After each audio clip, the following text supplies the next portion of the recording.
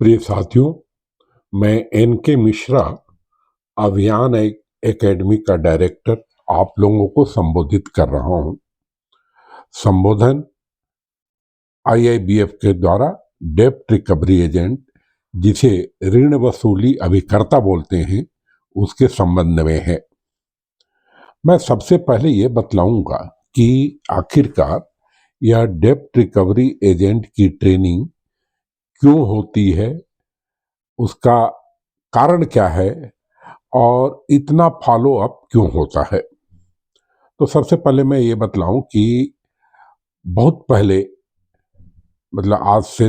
10 साल पहले, जब बैंकों की वसूली के लिए मसल पावर यूज किया जाता था। मसल पावर का मतलब ये है कि जाओ,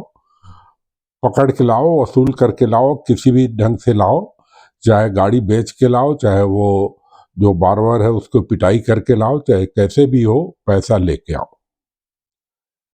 इस व्यवस्था में हमारे जो प्राइवेट सेक्टर के बहुत सारे बैंक्स, कई एनबीएफसी के लोग जो है वो इन्वॉल्व थे। इस व्यवस्था के कारण जो समाज में बुराइयां फैली, तो उसके कारण जो है हमारे समाज के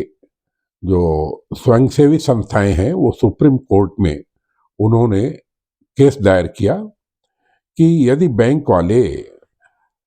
जब ऋण देने का रहता है तो इतने पोलाइटली बात करके तब हमको बुलाते हैं, लोगों को बुलाते हैं,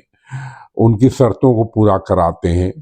और यदि किसी कारण से वो ऋण देने में विलंब हुआ तो इस टाइप से अमानवीय व्यवहार अब कानून व्यवस्था को अपने हाथ में लेकर के कार्य करते हैं, जो कि बैंकिंग सेक्टर के लिए और देश की अर्थव्यवस्था के लिए ठीक नहीं है। माननीय सुप्रीम कोर्ट, मैं आपको कुछ थोड़ा सा कई कैंडिडेट नहीं जानते होंगे कि आखिरकार ये सुप्रीम कोर्ट है क्या। तो सुप्रीम कोर्ट सर्वोच्च न्यायालय है। यदि मैं विशेष इसकी चर्चा करके ये करूं तो समय लगेगा। सुप्रीम कोर्ट का आदेश जो है हमारे भारत के सभी लोगों पर मान्य रहता है। सुप्रीम कोर्ट जो है इस केस में भारत के सबसे बड़े बैंक, जो कि पूरी अर्थव्यवस्था को चेक करते हैं, उसका नाम आप जानते हैं, नहीं जानते हैं तो अपने मन में सोच के अपनी जो है अपना खुद का टेस्ट कीजिए कि आपको मालूम है कि नहीं। तो सबसे बड़ा bank reserve bank of India. Reserve bank of India को सुप्रीम कोर्ट बुला करके सब परिस्थितियों को बतलाया, उनसे चर्चा किया, और सुप्रीम कोर्ट ने एक गाइडलाइंस, निर्देश दिया कि अब से कोई भी व्यक्ति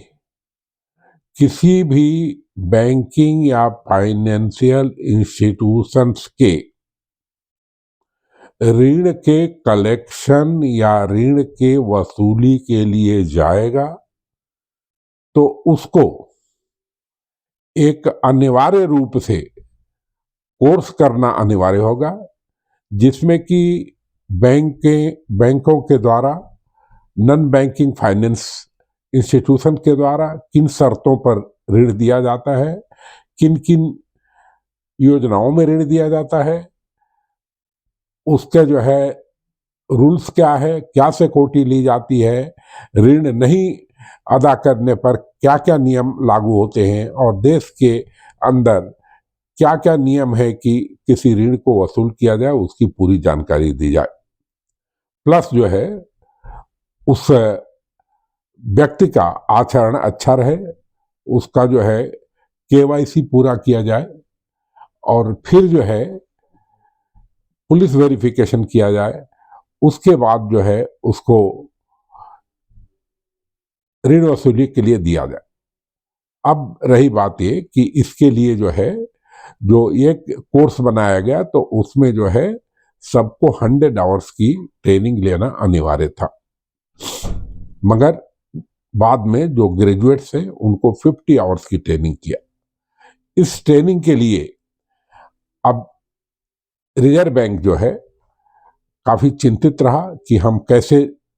इसको इम्प्लीमेंट करें। रिजर्व बैंक जो है इंडियन बैंक एसोसिएशन से सलाह किया और फिर Indian institute of banking and finance, जो कि भारत का एशिया का सबसे बड़ा इंस्टीट्यूट है, उसको अप्रोच किया कि आप एक कोर्स बनाएं, उस कोर्स के में सब चीज़ों का समाहित रहे, उसका जो है ट्रेनिंग दी जाए, परीक्षा दी जाए और सर्टिफिकेशन किया जाए। साथियों, मैं दूसरी वीडियो में आपको इसके संबंध में और चर्चा बतलाऊंगा। धन्यवाद के साथ